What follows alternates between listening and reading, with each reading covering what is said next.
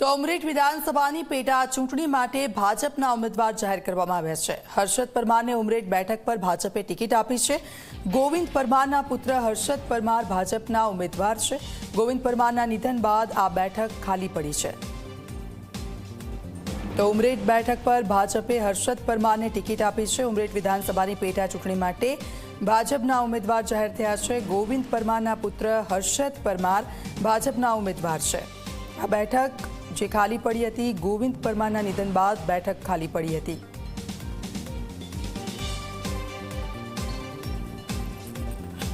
સમગ્ર ગુજરાતમાં ગઈ વખતે જનસમર્થન મળ્યું હતું, વિધાનસભામાં પણ જંગી જનસમર્થન મળ્યું હતું અને સ્થાનિક સ્વરાજ્યની ચૂંટણીઓમાં પણ 95% કરતાં વધારે સીટો પર ભારતીય જનતા પાર્ટીનું કમળ ખીલ્યું હતું।